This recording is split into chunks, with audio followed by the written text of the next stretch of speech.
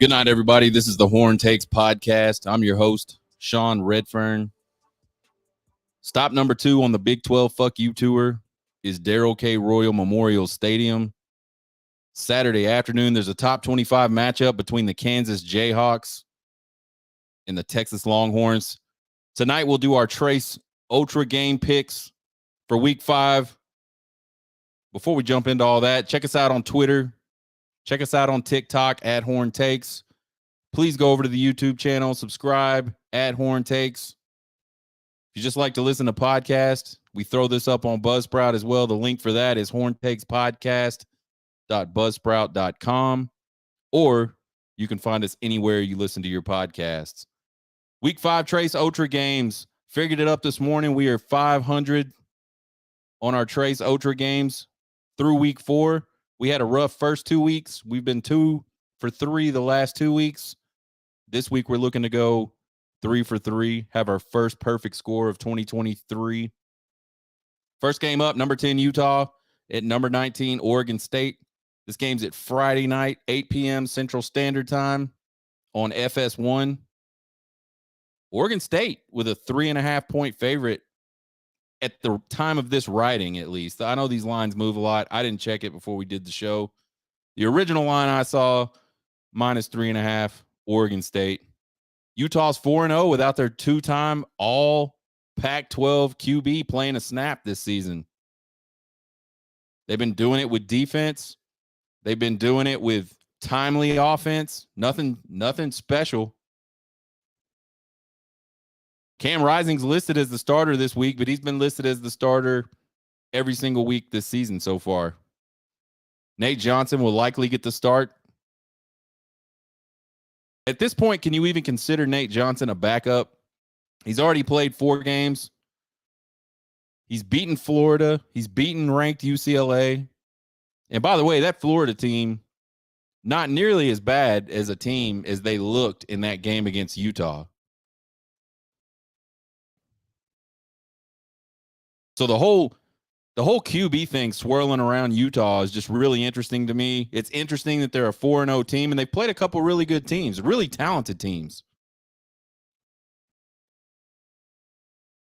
Then you got DJU, who moves from Clemson out to Corvallis, seems to have found himself in Corvallis. 828 yards passing so far this season, 7 touchdowns. Looking at it statistically, though, it's really the run game that drives this Oregon State team. They like to run the football. They're averaging 224 yards per game on the ground. A really, really salty 6.3 yards per carry as a team. And 12 touchdowns on the ground. So Oregon State definitely likes to pound the rock. Despite the fact that they got DJU, one of the highest ranked recruits at the quarterback position in the last few years.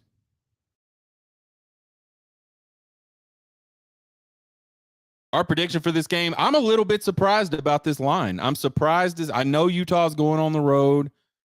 I know Utah does not have Cam Rising, more than likely, at their disposal. But I'm really surprised to see Oregon State be the favorite in this game. I think Utah is battle-tested. We mentioned it a minute ago. They've already played a very talented Florida team. They won that game. They've already played a top 25 UCLA team.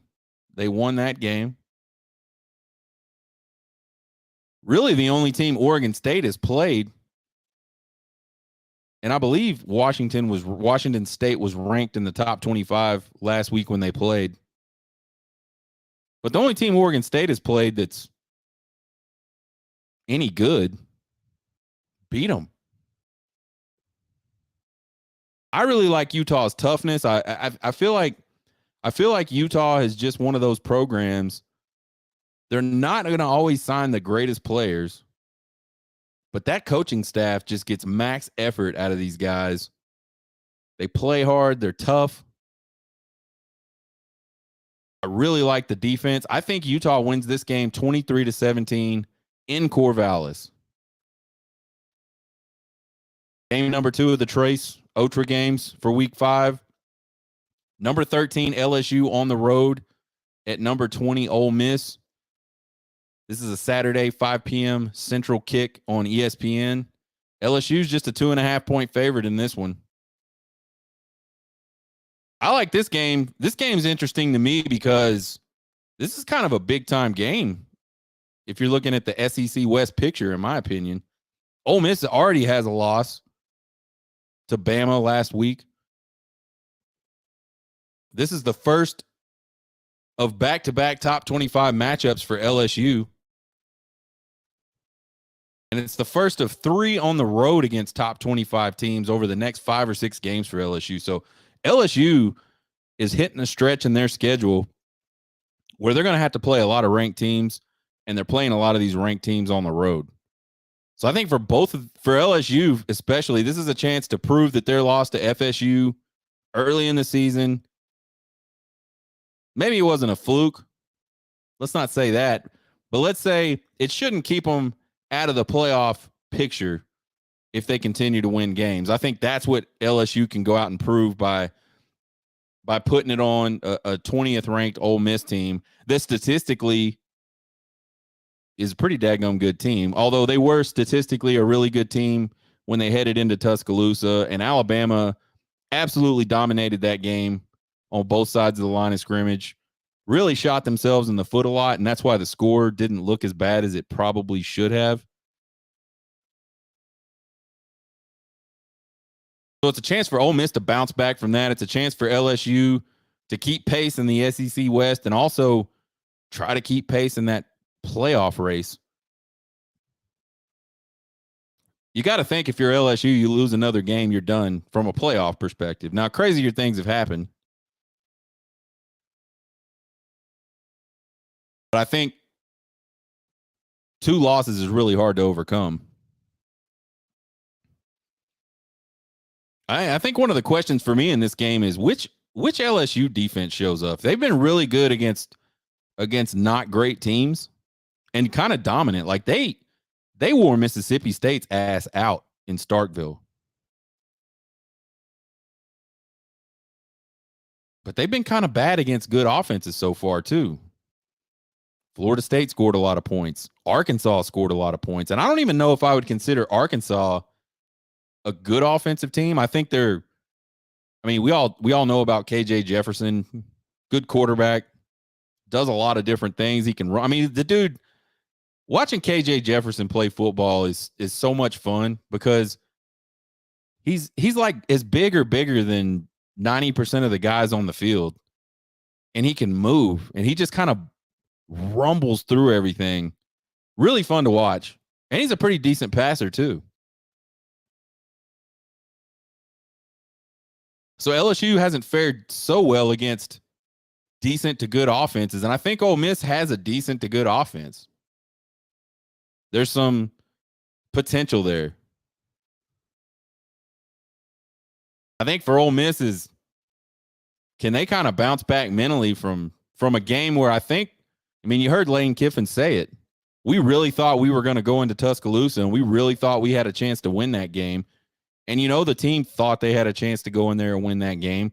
We've been talking about it for a couple weeks now. If you're an SEC coach, especially in the SEC West, you're looking at Nick Saban, and you're looking at that Alabama program right now, and you're going, this is the most vulnerable we have ever seen them since Nick Saban's first year at Alabama. So you got to think these guys are pouring a lot into trying to get that win. And I got to tell you, folks, I know we're talking LSU, Ole Miss, but I'm backing away from Alabama as vulnerable. I was thinking it. I was seeing it early in this season. You had the loss to Texas, which I don't think that's a strike against anybody from a vulnerability perspective. But then they went in there to South Florida and just looked really bad. Just did not look good. Even take away the fact that they didn't start Jalen Milroe or play Jalen Milroe in that game at all. They just did not look. They didn't look very Bama-ish.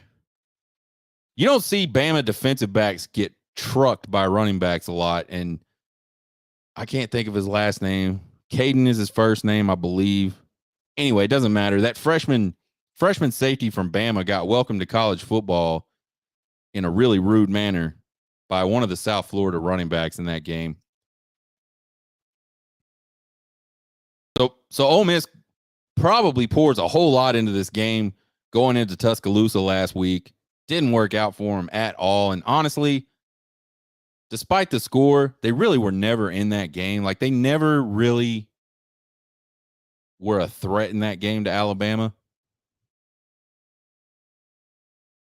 I still think that they've got some talent, and I think they're dangerous. I think this Ole Miss team is dangerous.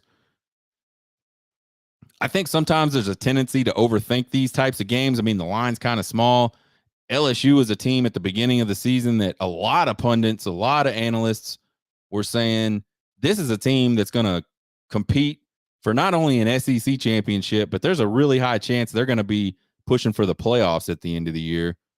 They go out in the first game and really kind of lay an egg, get thumped pretty hard by a Florida State team that's also kind of in that same situation when you're talking about what analysts and pundits think. So the line seems small to me. I was really surprised to see this one as well. Not that LSU was the favorite, but that the line was as small as it was. And I think sometimes when you see that, you start thinking to yourself, why is that? I'm not overthinking this one. I don't think Ole Miss has the roster across the board to hang with LSU. I think LSU's got a really, really talented roster. I think defensively, they're especially dangerous. I think LSU goes in to Ole Miss's house and wins this game 27-23. Oxford, beware. The Tigers are coming. Y'all are about to be Tiger bait.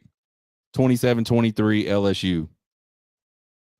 Number 11, Notre Dame on the road at number 17, Duke. This one kicks off Saturday night, 6:30 p.m. Central Time on ABC. Notre Dame's a 5.5-point favorite. And I think the most obvious question about this game, it should be the most obvious to anybody, is the most obvious to me. How good is Duke really? We saw Duke like put just kind of an old-fashioned ass whooping on Clemson in the first week of the season. But they haven't played anybody since.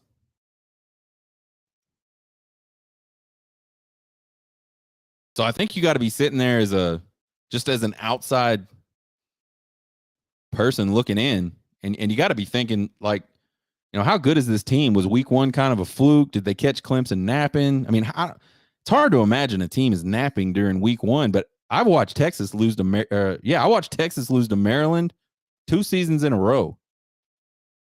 Maryland. First game of the season. Both times. One at home, one on the road. So it's possible. Like, you're looking at Notre Dame, man. They just had a really, they had kind of a letdown, sort of in the mold of the Ole Miss letdown against Alabama, except they were really, really close in this game, and they lost the game at the end of the game. And you could argue that they could have lost that game because they didn't have 11 players on the field for 2 straight plays at the end of the game, the last 2 plays of the game. You could argue that. I don't know. I don't know how easy it would be to defend that argument, but you could argue that. So you look at them psychologically, are they like just a total mental mess? I mean, you know how when you want something really bad and you put a lot of effort into it and you just come up short, how there's a tendency to kind of go into woe is me mode and kind of focus on the fact that you can't believe it, and you kind of start believing your own victim bullshit. I gotta wonder if Notre Dame maybe had a little bit of that going on this week. I mean, I think we all know that Notre Dame is physically tough. Lou Holtz told us. Ryan Day got mad about it.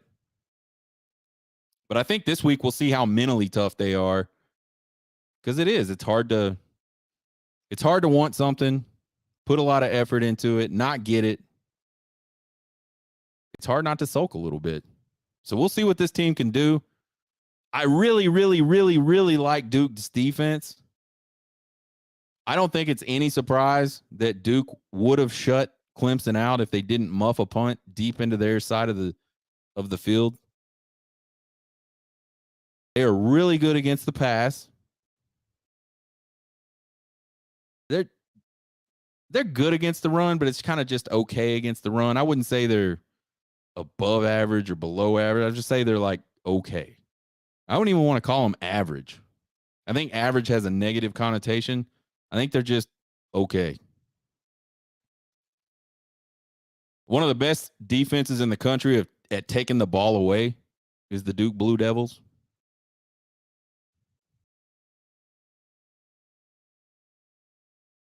Me and a buddy of mine are honorary Duke Blue Devil alumnus. But Notre Dame is really good offensively. Notre Dame is really good defensively. I think Notre Dame in the trenches is just going to be way too much for Duke over the course of a game. I like ND to win this game 30-23 over the Duke Blue Devils. Now on to the main event, the Week 5 opponent, Kansas Jayhawks for the University of Texas. It's number 24, Kansas at number 3, Texas. 2:30 p.m. kick Central Time on ABC. Texas opened up as a 17-point favorite in this game. That line moved to 16, and now the last time I checked earlier today, it was 16.5. So a little bit of movement there. It's hard to know what these line movements mean.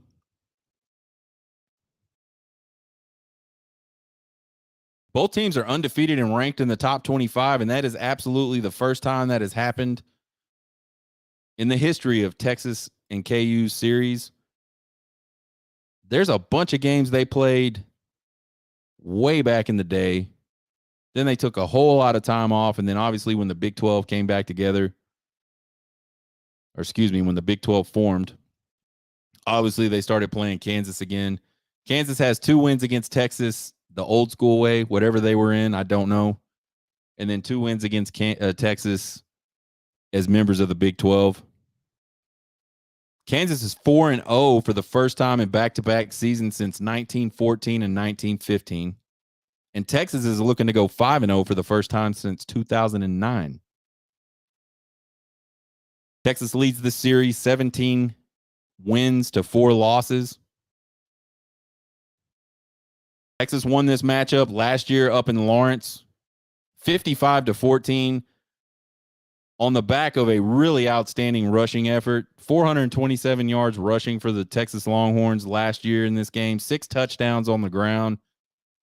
Quinn Ewers didn't really have to do anything in this game. He did throw a touchdown pass in this game. Sean's big questions of the game for this matchup with the Kansas Jayhawks. Can the offense make a quick start in back-to-back weeks? We saw them struggle the first 3 weeks really to get anything going offensively, really in the first half of any of those games. And then in all 3 of those games, we saw them come storming back in the second half, sometimes in the fourth quarter, sometimes in the third quarter. But Texas's offense the first 3 games was able to go on these runs of 3 touchdowns in like no time at all. We're talking 5 minutes, 6 minutes. Not a lot of elapsed time, and Texas is throwing points up on the board. Then they go into Baylor, and they score, what do they score? 4 touchdowns in their first 7 drives. So can Texas duplicate or mirror? Can they do anything even remotely close to that against the Kansas Jayhawks? I think against anybody, especially a team that, man, the Kansas Jayhawks, they're ranked, right? But they really have nothing to lose. I don't think there's a lot of people that think, Kansas. I don't think there's a lot of people that think Kansas is going to go win this game. I don't think there's a lot of people that think Kansas really has a shot at the Big 12. I picked them as kind of a dark horse in the Big 12. Like I feel like this Kansas team, if some things go right for them, could be there at the end. could play for the Big 12 championship game. But I don't think most people share that sentiment. They're on the road. They're going to come in there fired up, ready to play football. And when a team comes in like that, I think those types of situations make teams dangerous. And so the way you combat that is just to jump on them, put your boot on their throat, and never let them up. I don't think this is the type of game where you want to be behind. I don't think Texas wants to run the ball, and then Texas wants to hit some big plays over the top or make some big plays in the RPO game. I don't think Quinn Ewers is the type of quarterback at this point, and this is just me personally, that I want being involved in the shootout. Quinn Ewers operates much better when Quinn Ewers doesn't feel like he has to go win the game. So when that Texas offense is being efficient everywhere is when Quinn Ewers plays his best. And I think, generally speaking, it's probably any quarterbacks are going to play their best when they're not the only show in town. Can the Texas defense shut down a good KU ground game? And we've been talking about the defense all year long, how good the defense is. I mean, they're outstanding against the run. Running back Devin Neal's got 394 yards. He's sitting at 6.9 yards per carry and has toted the rock into the end zone 5 times this season already. I believe he's pretty decent out of the backfield catching the ball as well. But with a team that wants to run the ball, you shut down the run, you make them one-dimensional, you make them do something they don't want to do necessarily. You put them in really bad positions. You attack Jalen Daniels. You start forcing some turnovers, and that's how you make a game get out of hand.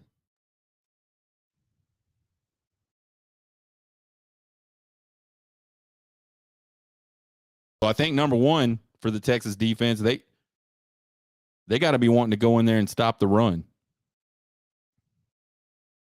And the Texas ground game produced its third impressive performance in as many weeks against a statistically stingy Kansas Jayhawks run defense. They got the 25th ranked rushing defense in the country. Flip side of that is Texas has been running the ball really well the last couple weeks. They had 155 yards against Wyoming, 175 yards against Rice. Brooks himself went 164 and 106 in those games.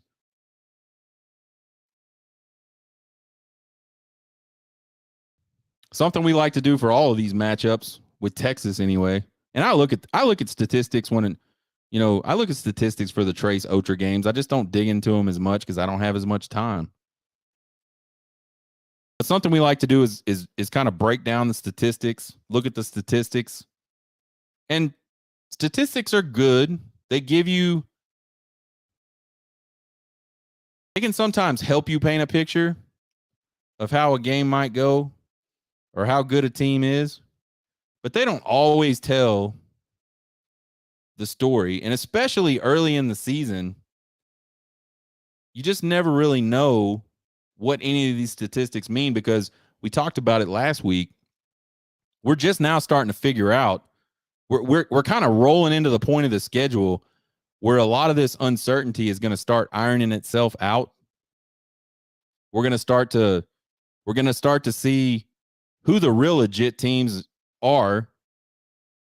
Who are the ones that were sort of fool's gold statistically? Because now you're into conference play.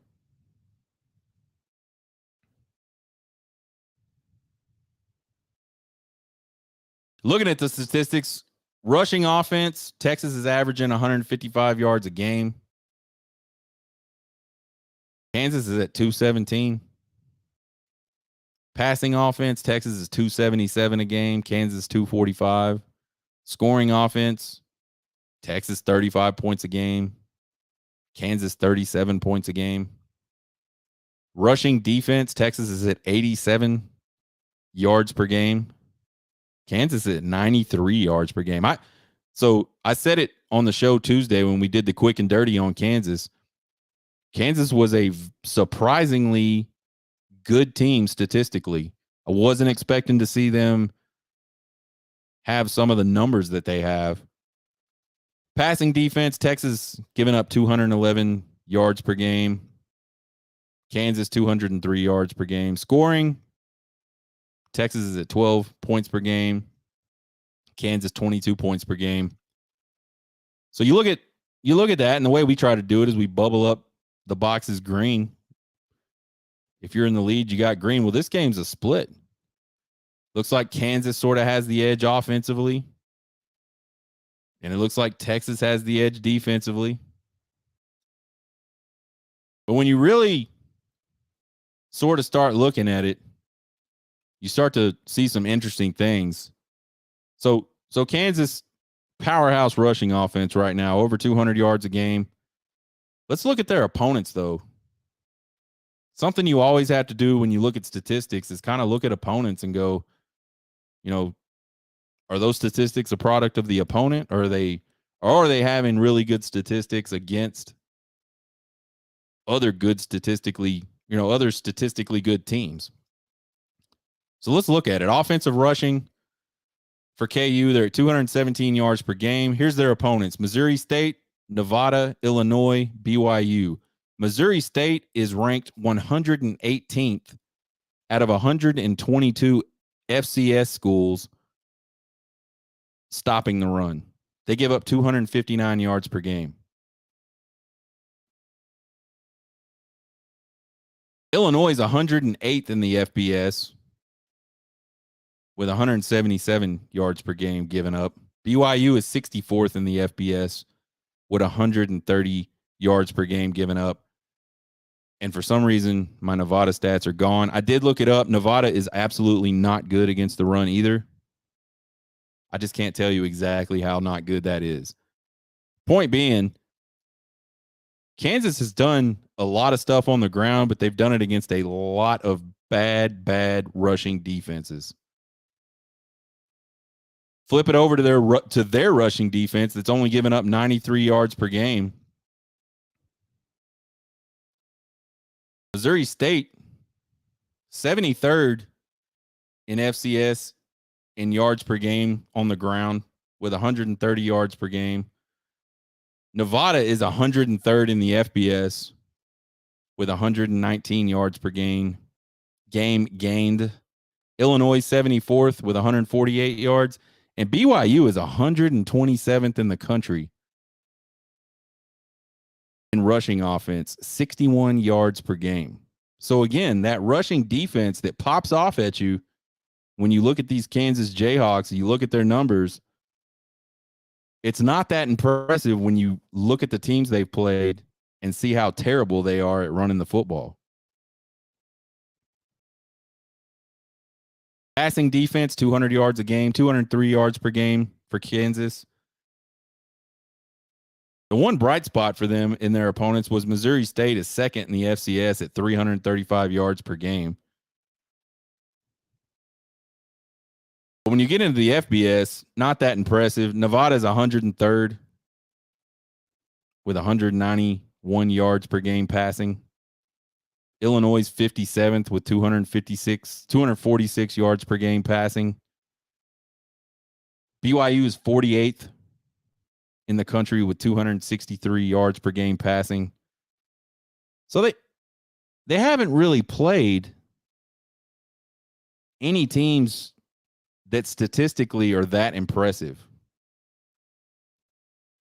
So to me, when we start looking at a prediction for this game, I feel like this is still basically the same KU team that Texas pushed around really, really badly last year.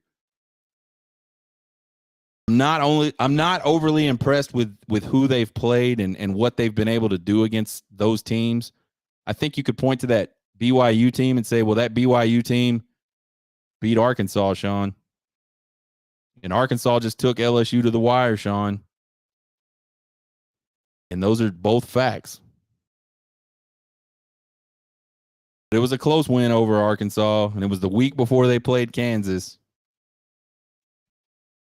And Kansas needed 2 defensive scores in that game against BYU to beat BYU anyway. And I know you don't get to take defensive scores away, but it's not often that you see a team get 2 defensive scores in a game. I think KU's offensive rushing yards per game and defensive yards allowed in the running game, I think they're both fool's gold. I don't think by the end of the season KU is going to be giving up 93 yards per game on the ground. I don't think they're going to be rushing for over 200 yards per game.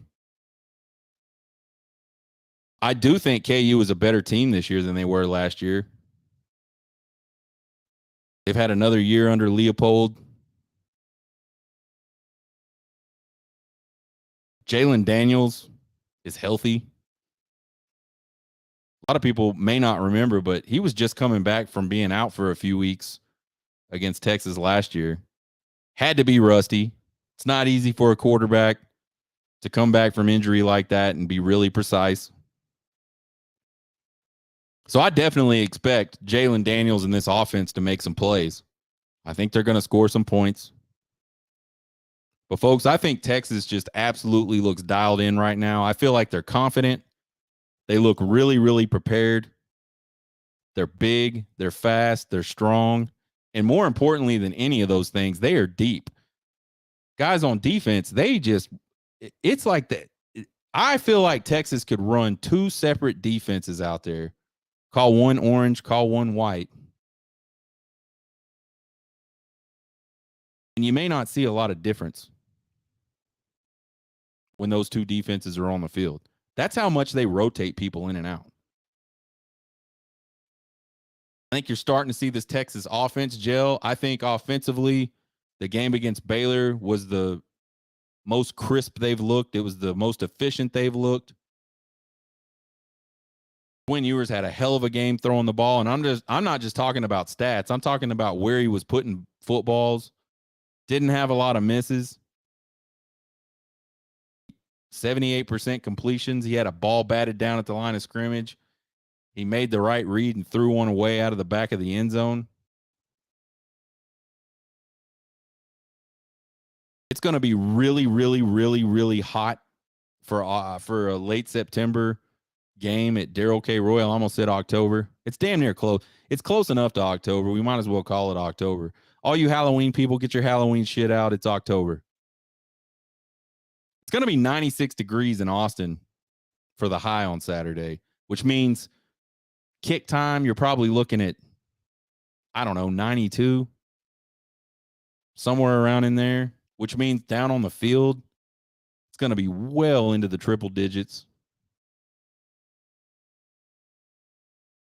And I know it gets hot in Kansas, folks. I'm not saying that.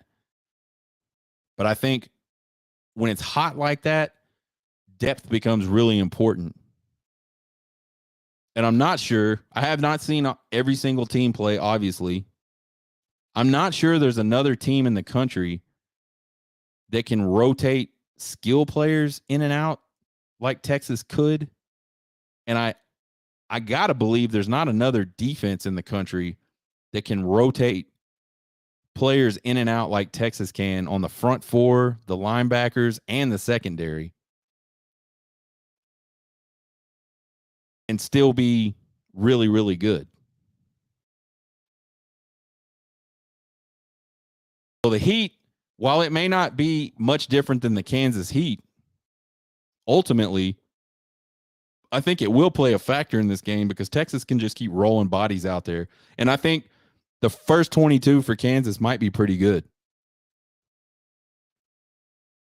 But are the second 22 good enough to hold up for 4 quarters? I don't think so. I think Texas goes 5-0 for the first time since 2009. I think it sets up the first nationally relevant Red River shootout since 2008.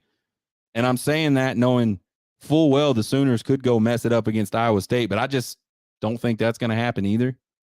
Iowa State is abysmally bad.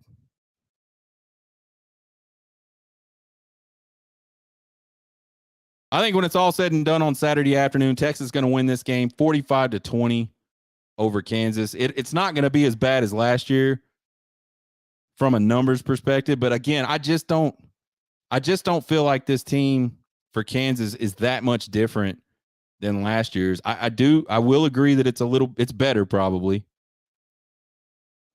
Got some more experience. But this Texas team, I feel like this Texas team is way better than the team last year that drugged their ass up and down the field for 4 quarters. And I think there's a reason that Vegas line opened up so big. That was a big shock for a lot of people. I was like, holy shit, 17 points? That's a lot. Bama was just a 7-point favorite over Ole Miss, a higher ranked team. Statistically better team last week at home in Tuscaloosa.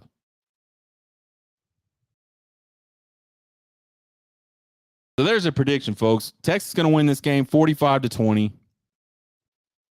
We're going 5-0 for the first time since 2009. And that is all going to set up the most nationally relevant Red River shootout since 2008 when both teams were ranked in the top 5. Both teams were widely considered national championship caliber teams.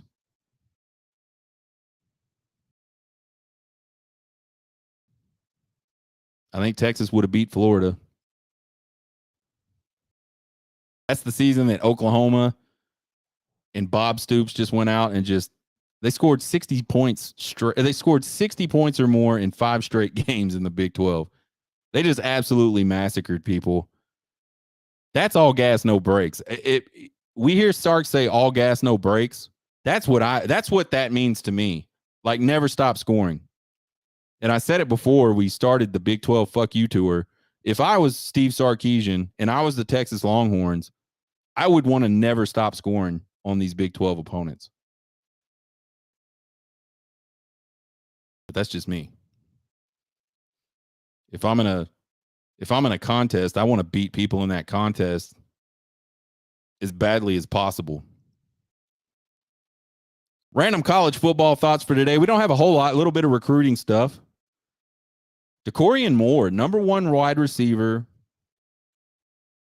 in the country for the 2025 class. 2024 class. LSU committed to LSU, I think the week after Colin Simmons committed to Texas from Duncanville High School. Teammates. Outstanding wide receiver. One of the best players in the country at any position in his class. Taking his second visit in as many weeks down to Austin.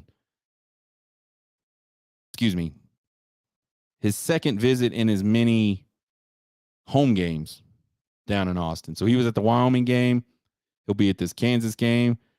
And I wouldn't be surprised one single bit if he makes the short trip over to Fair Park next weekend to visit Texas again at Fair Park at the Red River Shootout. We said it, man. We said when he made that commitment that a commitment that soon is just not a commitment. And the funny thing was, not even that, but in his commitment interview, he said something along the lines of, yeah, I'd still be open to other teams recruiting me, but I'm committed to LSU. And that was terribly paraphrased, but that's essentially what he said. Kind of like I'm really dedicated to my girlfriend, but if some hot chick comes along, I might have to consider it. That's what he said.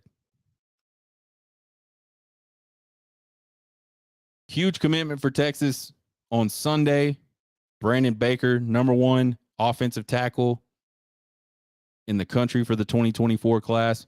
DeCorian Moore is 2025. I don't know why I'm confused on this tonight, but I am. DeCorian Moore, 2025.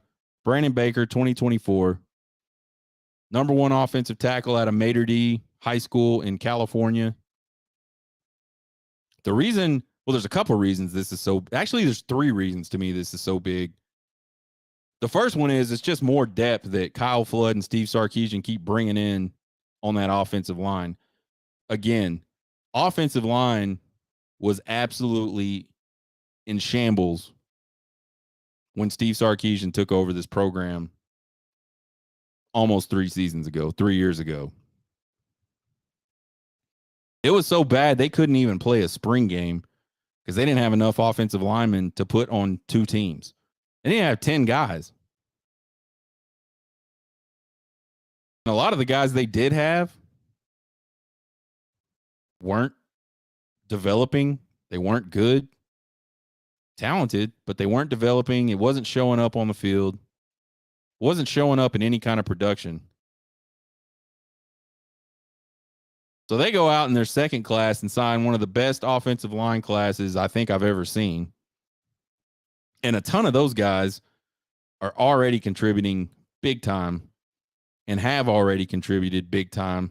Kelvin Banks has been a starter since he got here, and he's in his second year at left tackle.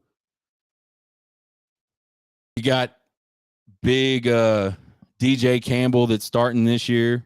DJ Campbell was rated higher than Kelvin Banks as a player coming out of high school. And it took him a minute to pick up the mental side of it, I think. But he's starting to get reps. He's starting to get better. You got Neto Umeozulu, who's playing some at that left guard position. Got big Cam Williams that's played some at the right tackle position. Lots of guys in the 2 deep from that class. And now you're just layering more really, really outstanding talent right in behind that. So that's number one. And that's how you win. That's how you build like programs that can win championships, and not just one at a time. That's how you build programs that can go win multiple championships and compete for multiple championships. Number 2 reason this is so big is because his teammate, DeAndre Carter, who is an Auburn committed, I don't know when he committed. End of summer, sometime in August, maybe. He's the number 1 interior offensive lineman in the country. Can you imagine those 2 dudes playing next to each? I don't know if they play next to each other at Mater D. I would think they got to. I mean, could you imagine having to play against that? The 2 number 1 players at their position in the 2024 class on the same side of the line of scrimmage, same side of the center. Ugh, brutal. He's visiting this weekend. And I got to think, man, just the way this one, Brandon Baker said he was going to try to pull him in. And this happened quick, folks. The second Brandon Baker committed, you started hearing rumblings about DeAndre Carter possibly visiting. And I got to think they get the guy on campus. And after seeing just Auburn struggle so far this season, I don't think that commitment stands up. I don't necessarily think I think you got to think Texas is the favorite for DeAndre Carter since he's visiting. But I'm just saying I don't think he's going to end up at Auburn. He could end up other places as well. Texas surely can't be the only team that's gone, man, Auburn's sucking right now. Let's try to get this kid to come visit. And I forgot the number 3 reason. I didn't write any of those reasons down. I just thought of them. They were there in my head a minute ago, but I think the first 2 are really good. You get the number 1 offensive tackle. Oh, yeah, it was 3. You get the number 1 offensive tackle in the country. You're building depth in behind that really, really good offensive class that you landed 2 years ago. And number 3 is you got DeAndre Carter coming to visit. So I had 3. Another big name that's going to be visiting this weekend. Solomon Williams, 3-star edge out of Tampa, Florida. I think this is a guy that he's right on the edge of being a 4-star right now. I think he's a guy that may move up. Lots of speed on Solomon Williams' end.